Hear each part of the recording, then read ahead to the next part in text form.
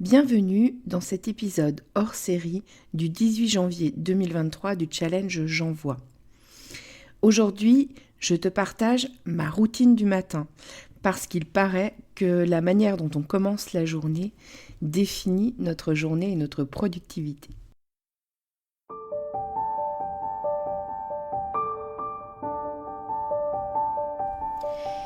Et si je te parlais d'amour ? Ça t'est déjà arrivé, toi, de te demander comment font les autres qui arrivent à construire une belle histoire d'amour ? Ou alors d'enchaîner les relations au bout desquelles tu tombes toujours du carrosse de l'amour, te retrouvant seul encore une fois au bord du chemin ? T'as déjà eu l'impression que quelque chose cloche chez toi, ou t'as déjà eu peur que les choses se reproduisent encore ? Peur de pas faire les bons choix ? Que tu sois célibataire ou en couple, si tu t'es reconnu, alors c'est que tu es au bon endroit.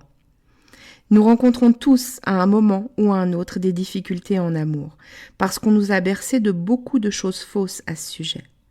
Et il y a toujours un moment où cette personne si proche de nous vient toucher quelque chose de sensible en nous, une blessure.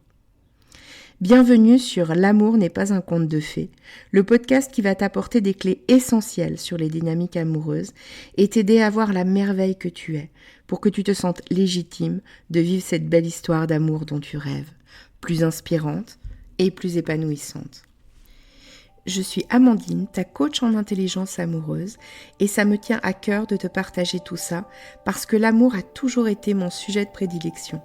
Et je pense que tout le monde a le droit de croire en sa magie. On y va ? Tu me suis pour laisser tes freins dans le passé ?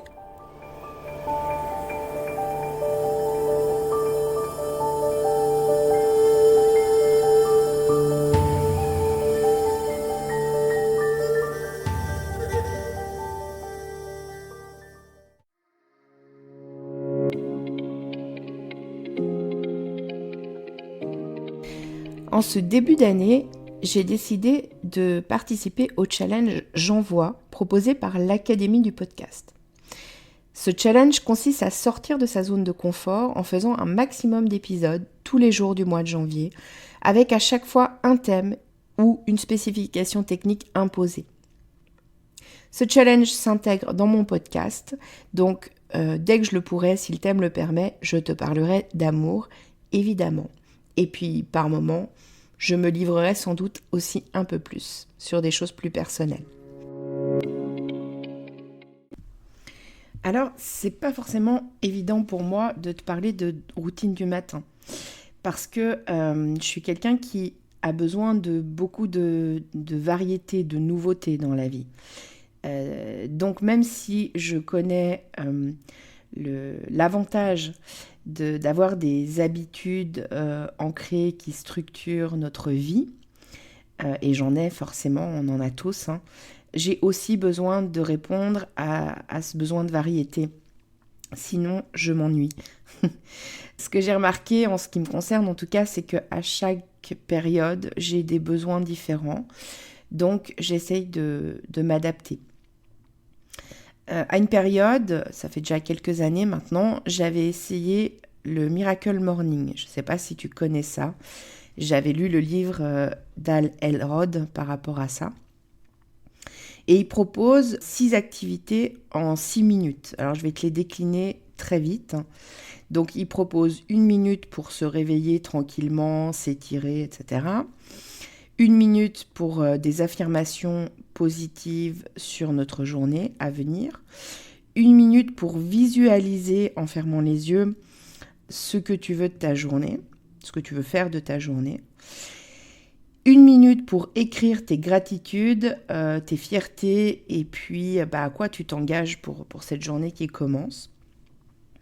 1 minute pour lire un livre de développement personnel. Et puis 1 minute d'exercice physique. Alors son idée, c'est que le succès s'atteint en fonction de la personne que l'on devient. Et je suis assez OK avec cette idée-là.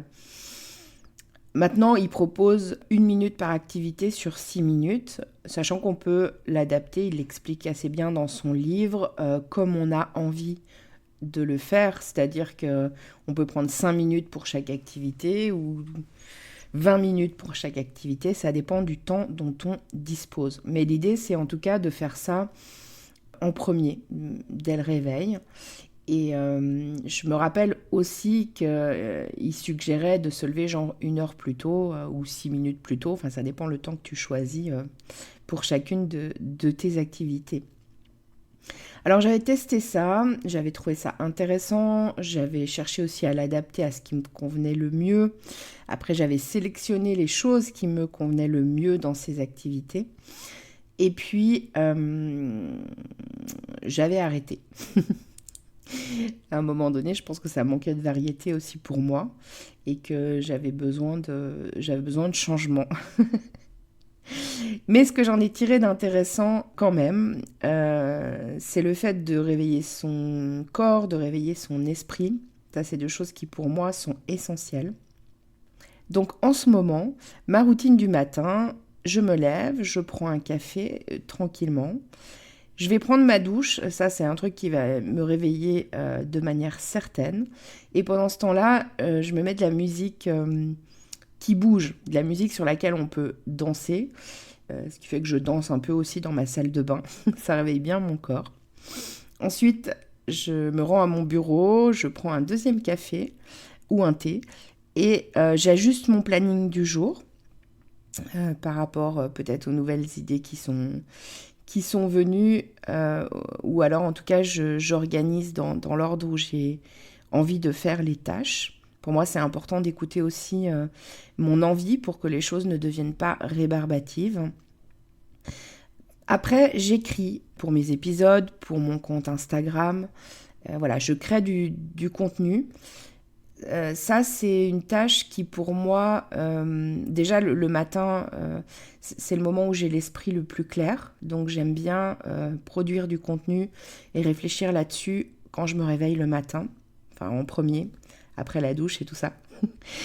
Et puis, j'aime bien parce que quelque part, ça contribue à continuer à réveiller mon esprit. C'est un moment aussi où j'ai pas spécialement envie de parler, je suis un peu en mode bulle avec moi-même, donc ça me va très bien.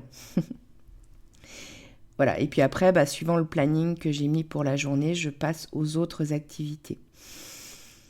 Ce que j'ai remarqué, c'est que j'ai besoin de me mettre en activité quand même tout de suite, parce que ma propension, elle pourrait aller vers traîner, faire des choses pour moi, etc. D'ailleurs, dans le Miracle Morning, il est un peu aussi dans cette idée-là. On commence par faire des choses pour soi.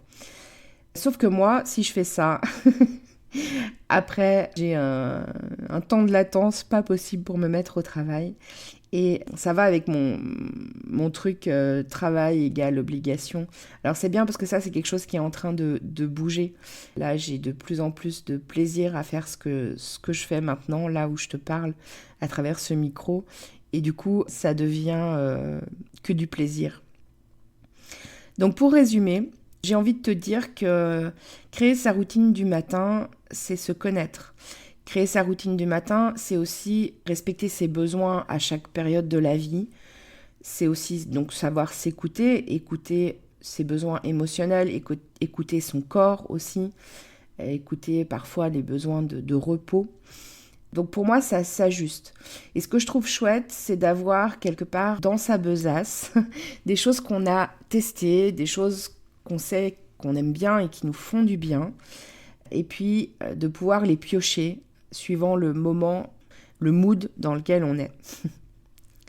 Alors, ce que je te propose, après m'avoir entendu, si tu as trouvé que c'était intéressant, c'est simplement de tester des choses, de voir ce qui te plaît à toi, d'apprendre à te connaître par ce biais-là et de trouver ton équation gagnante. Je te dis à demain pour un nouvel épisode de J'envoie 2023. Ça sera un épisode avec des effets sonores. Bye bye!